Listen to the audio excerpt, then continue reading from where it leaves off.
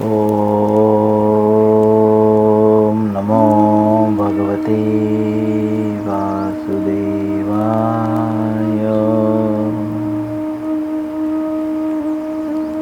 ओम नमो भगवते वासुदेवाय।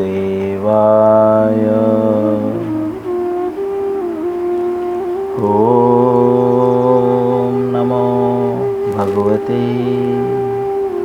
वासुदेवाय।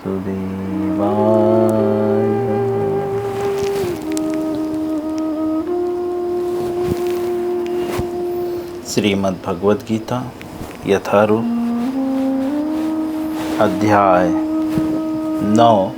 अध्याय का नाम है परम गुह्य ज्ञान। श्लोक संख्या 23।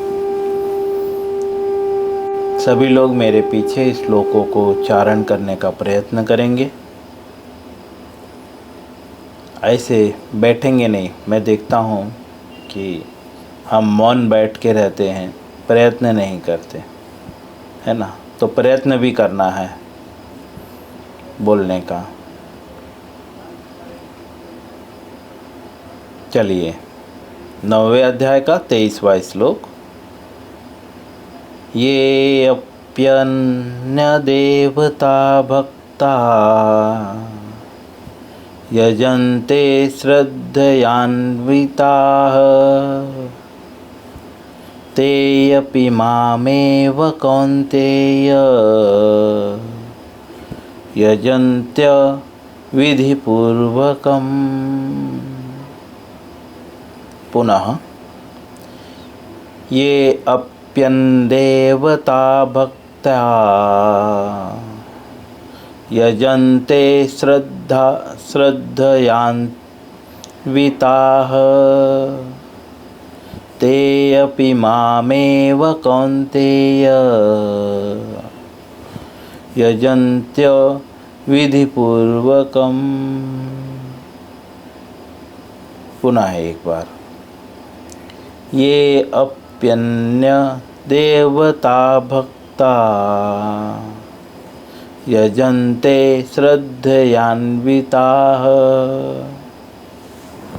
ते अपि मामेव कौन्तेय यजन्त्य विधिपूर्वकम्। शब्दार्थ श्रील प्रभुपाद जी के द्वारा। ये अर्थात जो, अपि अर्थात भी, अन्य अर्थात दूसरे, देवता अर्थात देवताओं के, भक्ता अर्थात भक्तगण, यजन्ते अर्थात पूजते हैं, श्रद्धया अन्विताः अर्थात श्रद्धापूर्वक, ते अर्थात वे, अपि अर्थात भी, माम अर्थात मुझको, एव अर्थात केवल, कौन्तेय हे कुंती पुत्र, यजन्ति पूजा करते हैं, अविधि पूर्वकम त्रुटिपूर्ण ढंग से।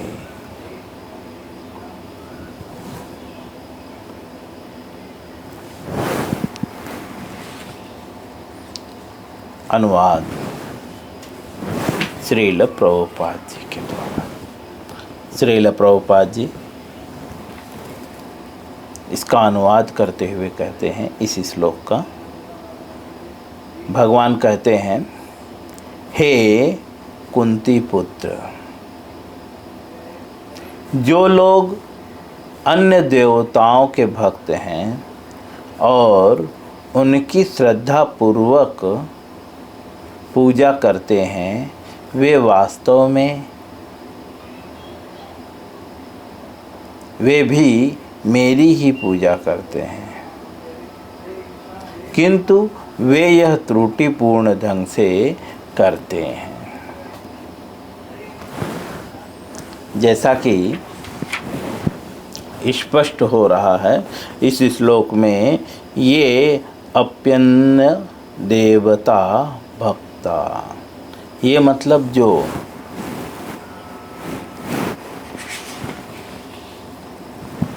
भगवान स्पष्ट रूप से बता रहे हैं, हे कुंती पुत्र। अर्जुन की माता का नाम कुंती था, इसीलिए वे संबोधित करते हैं हे कुंती पुत्र। कुंती का नाम इसलिए संबोधित करते हैं क्योंकि कुंती माता जो है भगवान की बहुत अच्छी भक्त थी। जब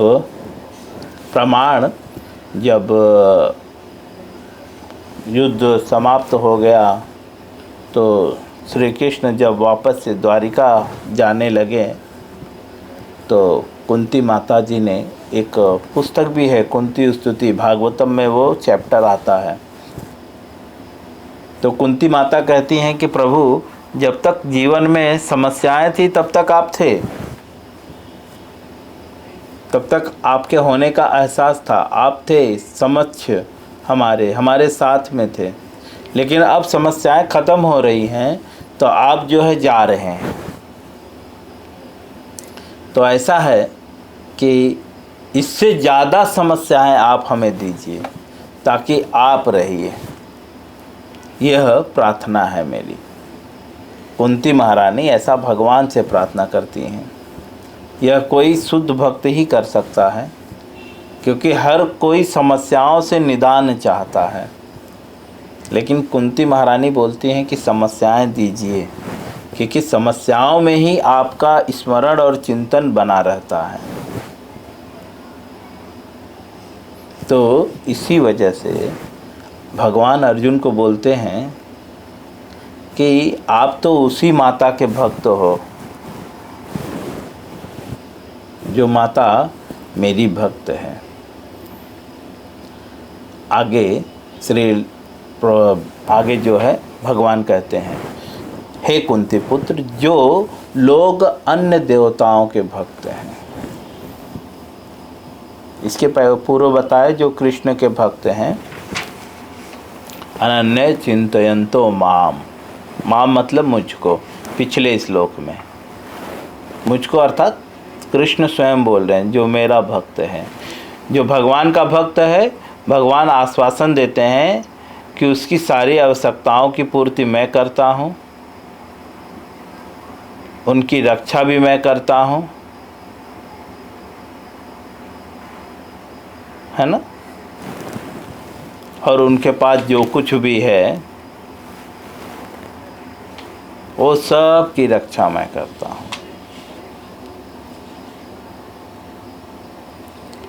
लेकिन जो भगवान के भक्त नहीं हैं, अप्रत्यक्ष रूप से यहाँ पे प्रभुपाद जी बताना चाहते हैं कि जो भगवान के भक्त नहीं हैं वे जो है भगवान के द्वारा संरक्षित नहीं होते।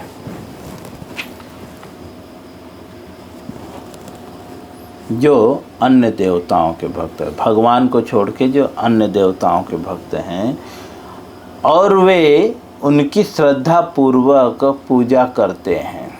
श्रद्धा पूर्वक अर्थात इसके पूर्व के श्लोक में बताया जा चुका है।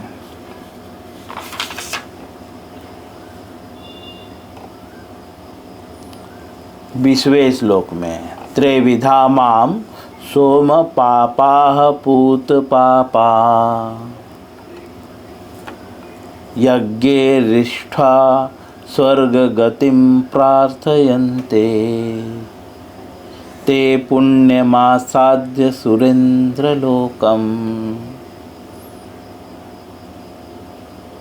मत्स्यन्ति दिव्यान दिवि देवभोगान्। ये जो है श्रद्धापूर्वकता के लक्षण हैं।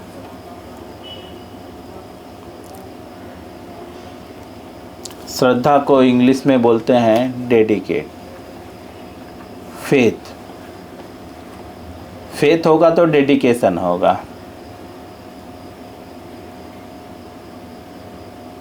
श्रद्धा का एक अर्थ ये भी है, जैसे कोई चीज़ हमें लगता है कि ये बहुत ज़रूरी है हमारे जीवन में, तो हम कुछ भी करके उसके लिए टाइम निकाल लेते हैं। नहीं तो हम बहाने करते रहते हैं, प्रभु जी टाइम नहीं मिल रहा है, प्रभु जी बैटरी डाउन हो गया था, प्रभु जी नेटवर्क प्रॉब्लम हो गया था। ये पूर्ण श्रद्धा नहीं है। जिस व्यक्ति की पूर्ण श्रद्धा होगी, जैसे व्यक्ति की खाने में श्रद्धा होती है, क्योंकि उसको पता है अगर मैं खाऊंगा नहीं तो नहीं जीऊँगा, तो जब उसे भूख लगता है तो वह कहीं पे भी खा लेता है। वह इंतज़ार नहीं करता कि मैं बैठ के ही खाऊं। जैसे हम लोग कभी कभी बोलते हैं, प्रभु जी ध्यानपूर्वक नहीं सुन पाता इसलिए मैं क्लास में नहीं आता, क्योंकि श्रद्धा नहीं है।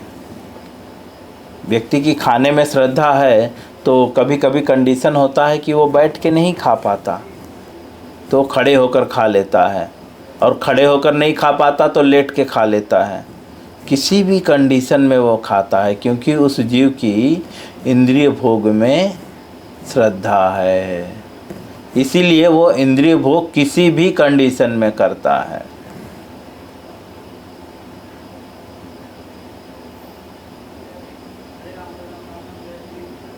कभी कभी तो लोग सेंस ग्रेटिफिकेशंस के लिए सारी सीमाओं को लांघ जाते हैं, धर्म अधर्म भी भूल जाते हैं, संबंधों का भी जो है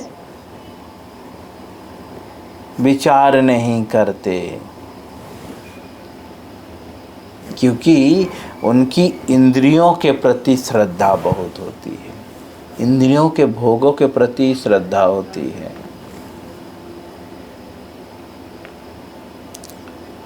लेकिन यहाँ पे बोल रहे हैं जो देवताओं के भक्त हैं। भक्त का मतलब वही फॉर्मूला है भगवत गीता में, जो 6वें अध्याय के जो है 47 श्लोक के तात्पर्य में गोपाल तापनी उपनिषद का श्लोक कोड करके बोलते हैं श्रील प्रभुपाद जी।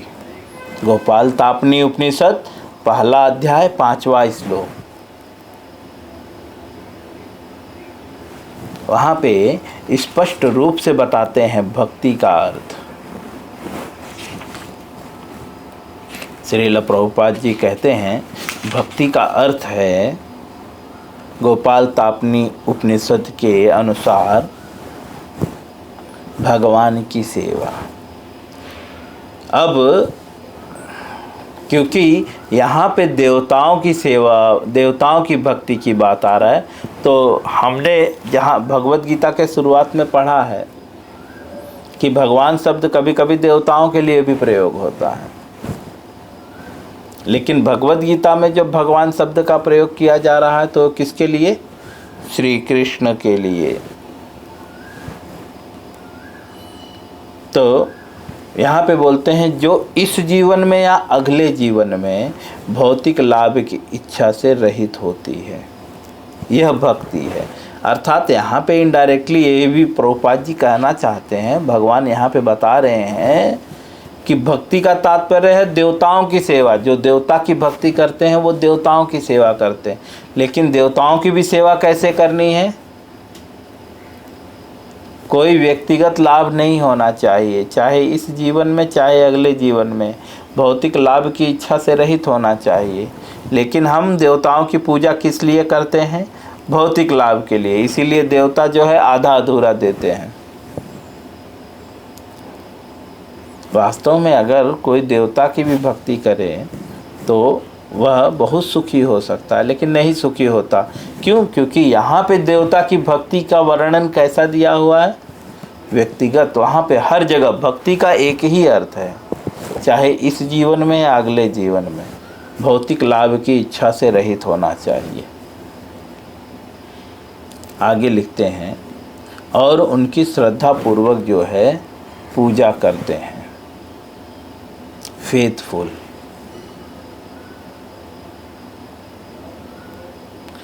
भगवान कहते हैं वास्तव में वे भी मेरी ही पूजा करते हैं। कौन? जो श्रद्धा पूर्वक जो है देवताओं की पूजा करते हैं। श्रद्धा पूर्वक मतलब फेथफुल। अगर व्यक्ति का फेथ रहेगा तो वह नियम कानून को बहुत कठोरता से पालन करेगा।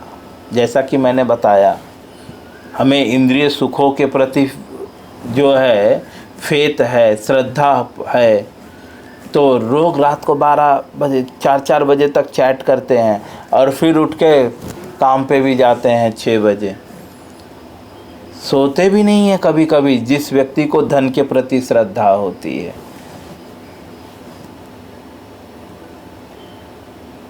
दिन रात एक कर देते हैं जिसकी धन के प्रति श्रद्धा होती है, किसी पराई स्त्री के प्रति श्रद्धा होती है, वे भी यही चीज करते हैं।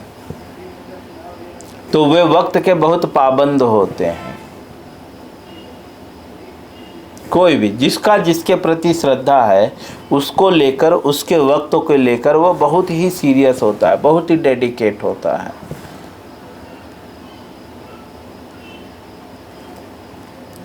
तो बहुत डेडिकेशन से जब वह देवताओं की पूजा करता है, क्योंकि अब यहाँ पे 2 पार्ट आ रहा है। इनडायरेक्टली भगवान बता रहे हैं कि जो डेडिकेशन से पूजा नहीं करते वे मेरी पूजा नहीं करते हैं। वास्तव में मेरी पूजा कौन करते हैं? बोलते इनडायरेक्टली मेरी पूजा कौन कर रहा है? बोलते हैं जो श्रद्धा पूर्वक देवताओं की पूजा करता है। लेकिन भगवान आगे के लाइन में बोलते हैं, यजन्त्य विधि पूर्वकम, बोलते हैं किंतु ये जो है त्रुटि पूर्वक ढंग से करते हैं। भगवान बोल रहे हैं कि ये जो देवताओं की पूजा श्रद्धा पूर्वक कर रहे हैं, यह जो है वास्तव में मेरी ही पूजा कर रहे हैं, लेकिन गलत ढंग से, गलत तरीके से।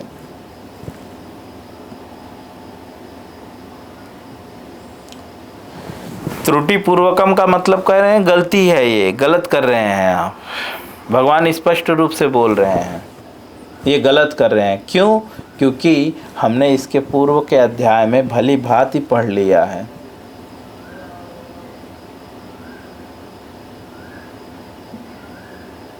क्या भली भांति पढ़ लिया है? कि प्रभुपाद जी लिखते हैं, भगवान की इच्छा के बिना न देवता आपको फल दे सकते हैं, न भगवान की इच्छा के बिना आप देवता से कुछ प्राप्त कर सकते हैं। इसीलिए बोलते हैं ये त्रुटिपूर्वक है, ये गलत है, आप गलती कर रहे हो,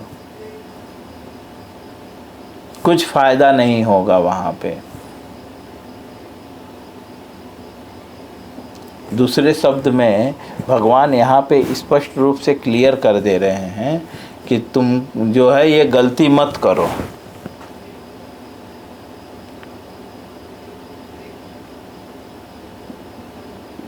चलिए श्रील प्रभुपाद जी के द्वारा तात्पर्य में प्रवेश करेंगे। तात्पर्य श्रील प्रभुपाद जी के द्वारा श्री कृष्ण का कथन है। जो लोग यहाँ पे भगवान जो कह रहे हैं, तो प्रभुपाद जी कह रहे हैं कि श्री कृष्ण का कथन है, जो लोग अन्य देवताओं की पूजा में लगे होते हैं वे अधिक बुद्धिमान नहीं होते।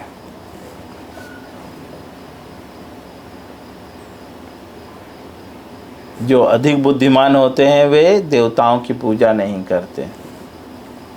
जो अधिक बुद्धिमान नहीं होते वे देवताओं की पूजा करते हैं।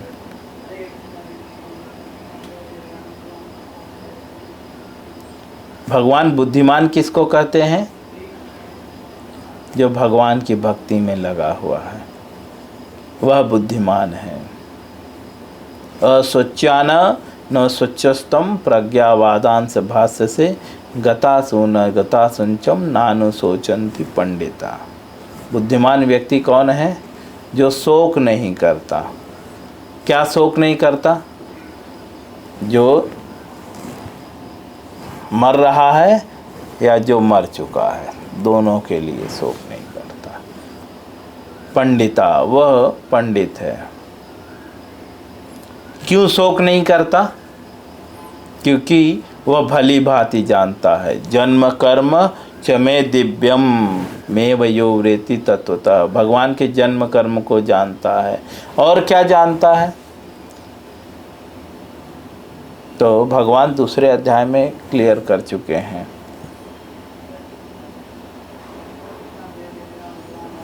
नैनम छिद्दन्ति शस्त्राणि नैनम दहति पावक न चैनम क्लेदयन्त्यापो न शोष्यति मारुतः।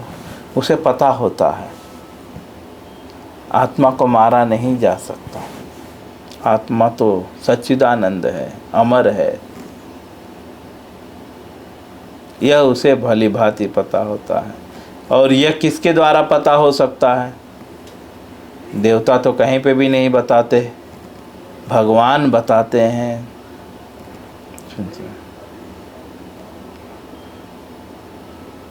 भगवान ही भगवत गीता में बताते हैं और कहीं पे भी नहीं बताया गया है। भगवत गीता और भागवतम को छोड़ के और कहीं पे भी नहीं बताया गया है कि तो आप आत्मा हैं और आपको कोई नहीं मार सकता। बल्कि वहाँ पे विधि बताई गई है, तुमको कोई मारना चाहता है, उससे बचना चाहते हो तो ये उपाय करो।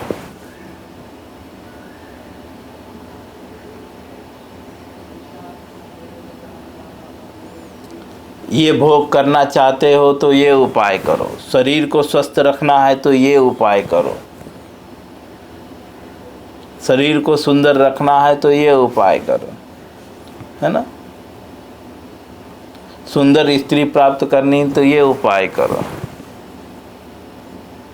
लेकिन जब शरीर ही शाश्वत नहीं है तो सुंदर स्त्री का फायदा ही क्या।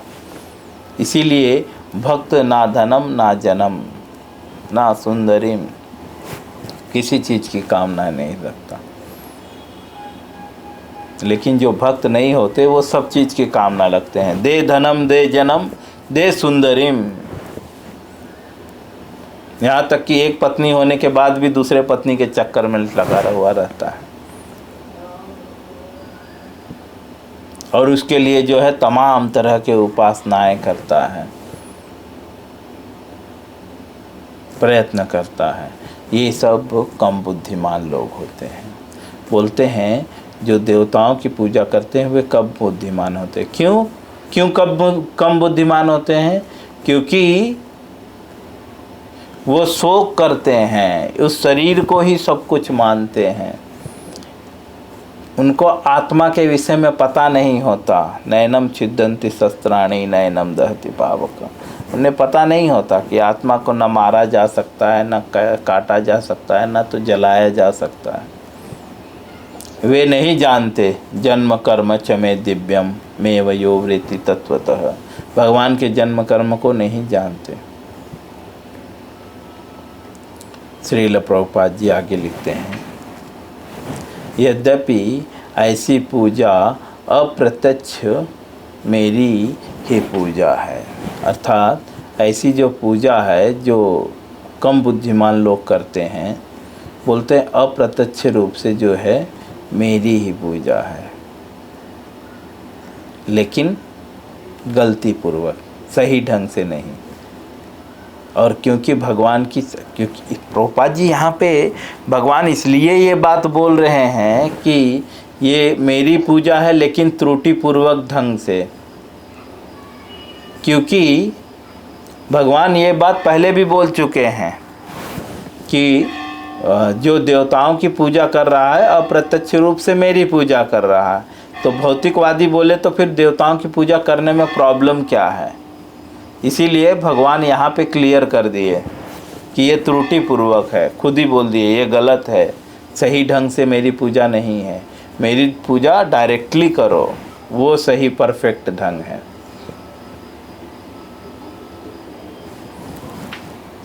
मैं यहीं पे विराम दूंगा। इसके आगे जो है हम कल चर्चा करेंगे। हरे कृष्णा।